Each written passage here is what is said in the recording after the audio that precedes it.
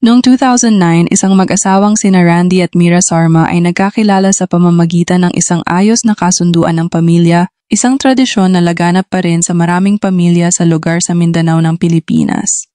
Si Randy, ipinanganak noong 1980, ay isang matagumpay na negosyante sa industriya ng konstruksyon sa Mindanao, kilala bilang matalino, mapagpasyahan at leader.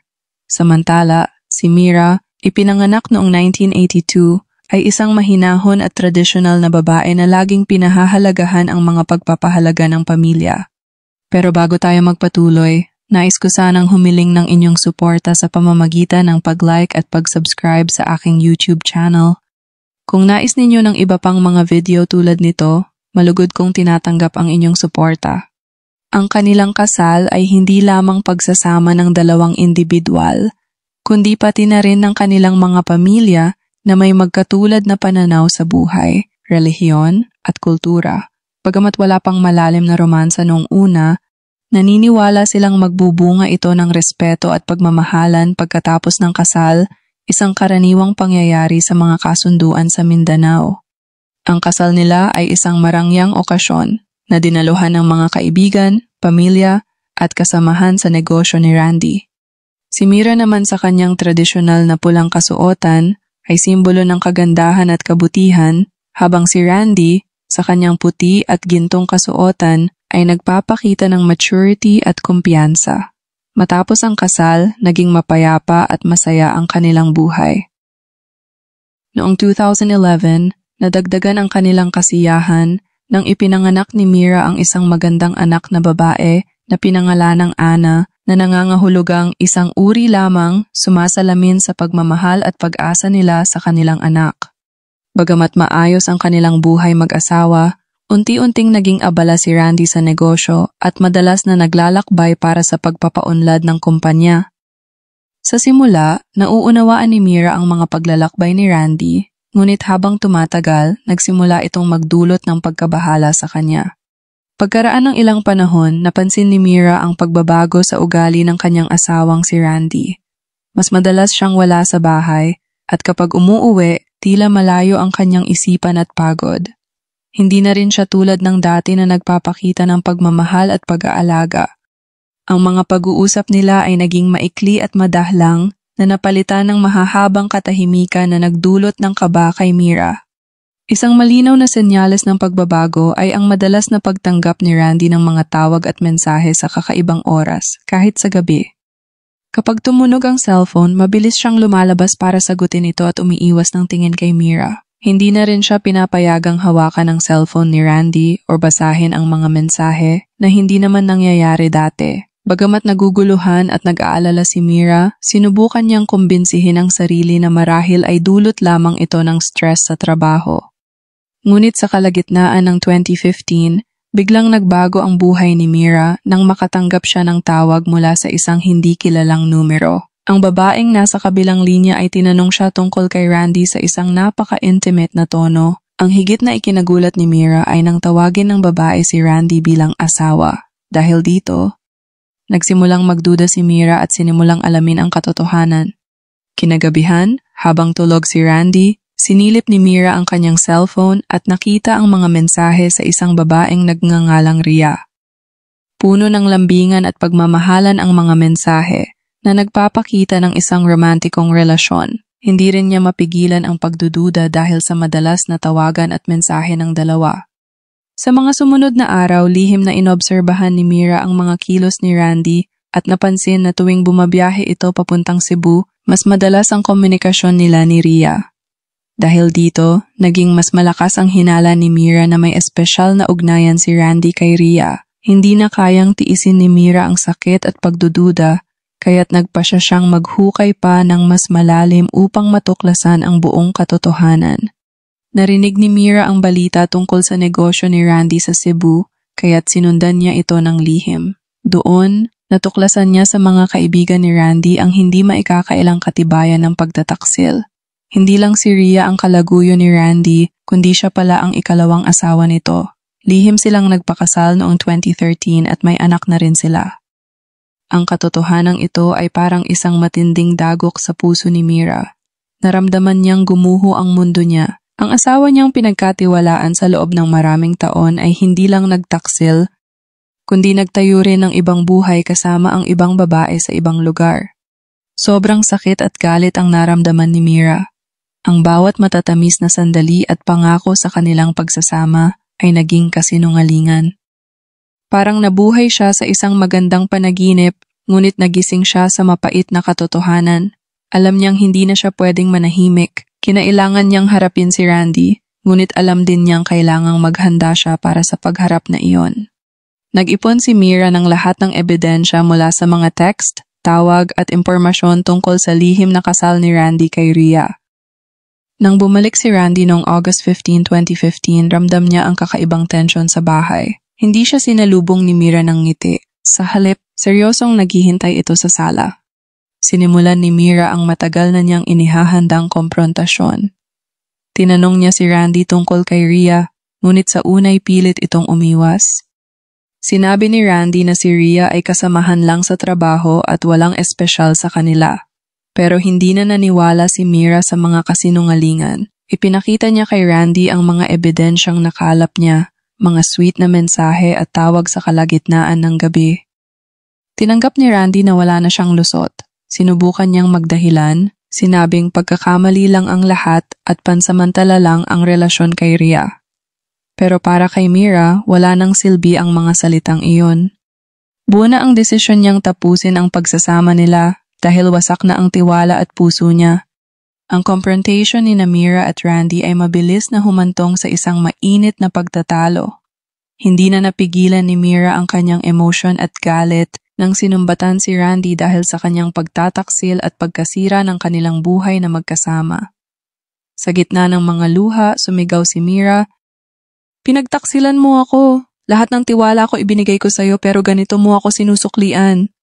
Si Randy, na pakiramdam ay na-corner na, ay nagsimulang mawala ng control.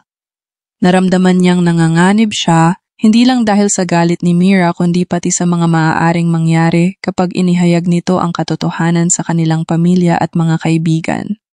Ang takot ni Randy na mawala ang lahat, kanyang karera, reputasyon at dobleng pamumuhay ay nagpalala sa kanyang stress. Habang patuloy si Mira sa paninisi at pagbabanta na iiwan siya, si Randy ay dinala ng kanyang galit at kawalan ng control. Sa isang madilim na sandali, kinuha ni Randy ang isang matigas na bagay, isang kahoy na 2x2 at nang hindi nag-iisip ng malinaw, hinampas niya ito kay Mira sa ulo. Bumagsak agad si Mira sa sahig, duguan at walang malay. Natulala si Randy habang nakatitig sa katawan ni Mira, hindi makapaniwala sa kanyang ginawa. Nang maramdaman niyang wala ng buhay si Mira, nagsimulang mag-panic si Randy. Nagdesisyon siyang gumawa ng isang kwento tungkol sa isang pekeng pagnanakaw. Mabilis niyang inayos ang lugar upang magmukhang may pumasok sa bahay, binuksan ang mga bintana at inalis ang ilang kasangkapan, ngunit halatang hindi makatotohanan ang kanyang ginawa. At pagkatapos ay tinawagan niya ang mga pulis, nanginginig ang boses na nagsasabi na ang kanyang asawa ay pinatay ng isang magnanakaw. Si Randy ay umaasa na ang kanyang kwento ay malilin lang ang mga pulis. Inisip niya na kung paniniwalaan ng mga pulis ang kanyang kwento, hindi sila maghihinala at makakatakas siya sa kakilakilabot na krimen na kanyang nagawa. Ngunit sa kaloob-looban niya, alam ni Randy na hindi ganoon kasimple ang lahat. Ang galit at kawalan ng pag-asa ang nagtulak sa kanya sa hindi na maibabalik na kasalanan at ngayon umaasa na lamang siya sa swerte upang maiwasang mahuli. Matapos ang tawag, naupo si Randy sa sahig, humihingal, habang ang kanyang mga mata ay nakatingin pa rin sa walang buhay na katawan ni Mira. Sa katahimikan, ramdam niya ang malulupit na kahihinatnan ng kanyang ginawa, ngunit wala na siyang ibang pagpipilian. Ang mga minutong naghihintay sa pagdating ng mga pulis ay parang walang katapusan at sa kanyang isipan ay paulit-ulit na bumabalik ang mga imahe at tunog ng sandaling inatake niya ang kanyang asawa. Nang makatanggap ng isang agarang tawag ang pulisya mula kay Randy, agad silang rumesponde at dumating sa bahay nila Mira at ng kanyang asawa. Ang nadatnan nila ay isang karumal-dumal na krimen, si Mira, nakahandusay sa sahig, may malalim na sugat sa ulo at may dugo na dumadaloy sa buong sahig. Si Randy ay nandoon, tila balisa at nanginginig, pilit pinapanatili ang mukhang puno ng dalamhati. Sinabi ni Randy sa mga pulis na inatake ang kanyang asawa ng isang magnanakaw na pumasok sa kanilang bahay, sinaktan si Mira at tumakas. Sa simula, tinanggap ng mga pulis ang kanyang kwento at sinimulan ang investigasyon bilang isang pagnanakaw na nauwi sa pagpatay. Gayunpaman, habang masusing iniimbestigahan ang lugar, mabilis na nagkaroon ng mga pagdududa sa kwento ni Randy. Una, walang bakas ng puwersahang pagpasok sa bahay. Walang sirang bintana o pinto. Ang mga gamit sa bahay ay hindi rin mukhang kagagaling lamang sa pagmamadaling pagnanakaw. Sa halip, tila maingat lang na ikinalat sa paligid sa isang hindi kapani-paniwalang paraan. Nang tingnan ng mga investigador ang katawan ni Mira, napansin nila na ang sugat sa kanyang ulo ay kakaiba. Ito'y masyadong malalim na tila dulot ng isang matigas na bagay na hinataw ng matinding puwersa. Bukod dito, walang senyales na si Mira ay lumaban o nagkaroon ng sagupaan bago siya inatake. Dahil dito, nagduda ang mga pulis na maaaring kilala ni Mira ang umatake sa kanya, imbes na ito'y isang kaso ng biglaang pagnanakaw.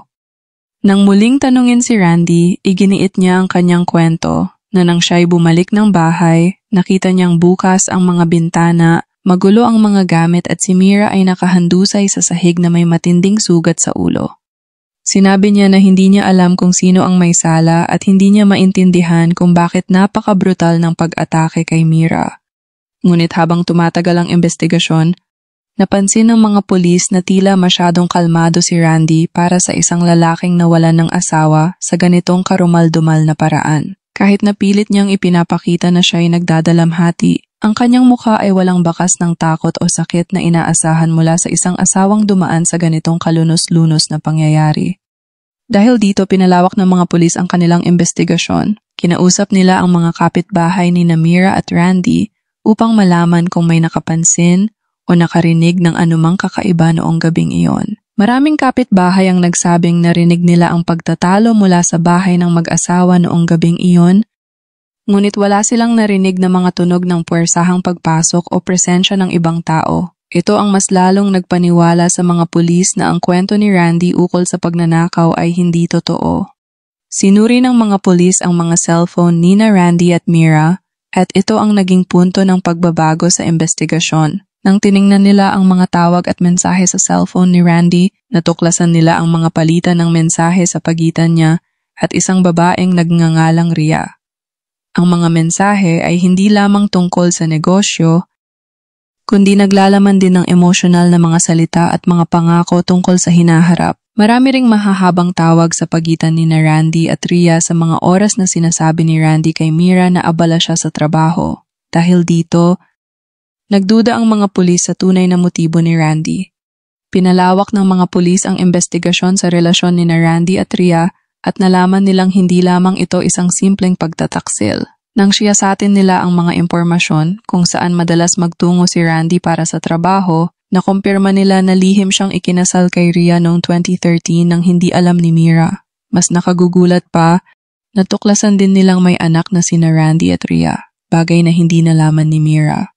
Dahil sa bagong impormasyong ito, nakita ng mga pulis ang tunay na buhay ni Randy na namuhay siya na dalawa ang asawa, pinapanatili ang dalawang relasyon na walang kaalaman ang isa't isa. Ang pagkatuklas ni Mira sa relasyon ni Randy at Ria ang posibleng nagtulak kay Randy sa desperasyon at karahasan. Nang lumabas ang ebidensya, napagtanto ng mga pulis na hindi maaaring pinatay si Mira ng isang random na magnanakaw. Ayon sa autopsy, ang sugat ni Mira sa ulo ay gawa ng matigas na bagay, gaya ng kahoy na pamalo. Mas lalo itong umangkop sa teoryang inatake siya ng isang taong kilala niya. Pinaniniwalaan din ng mga investigador na nalaman ni Mira ang tungkol sa relasyon ni Randy at Ria bago siya pinatay at posibleng nagtalo sina Mira at Randy noong gabing iyon na nagresulta sa trahedya. Sa dami ng ebidensyang lumalabas, inaresto ng mga pulis si Randy sa kasong pagpatay. Sa muling pag-interoga sa kanya, lalo siyang naging nerbyoso at nalilito tuwing tinatanong tungkol kay Ria. Hindi na niya natagalan ang mga kasinungalingan, lalo na't ipinakita ng mga pulis ang mga tawag, patotoo ng mga kapitbahay, at ebidensya ng kanyang lihim na kasal. Nang makita ang mga ebidensya, Napilitan si Randy na umamin. Bagamat sinubukan niyang mag-imbento ng kwento tungkol sa isang di umano'y pagnanakaw, lumabas ang katotohanan. Alam ni Mira ang tungkol sa relasyon nila ni Rhea at sa tindi ng galit at depresyon, napatay niya si Mira. Ang kaso ay nagtapos sa pagkakakulong ni Randy noong 2015. Ipinakita ng mga taga-usig ang mga tawag, mensahe at resulta ng autopsy na nagpapatunay na sinadyang patayin ni Randy si Mira upang itago ang kanyang lihim na buhay. Bagamat sinubukan ng depensa na gawing aksidente o bugso ng damdamin ang ginawa ni Randy, hindi ito tinanggap ng korte. Ipinataw kay Randy ang habambuhay na pagkakakulong para sa pagpatay sa kanyang sariling asawa. Salamat sa pakikinig. Hanggang sa muling upload.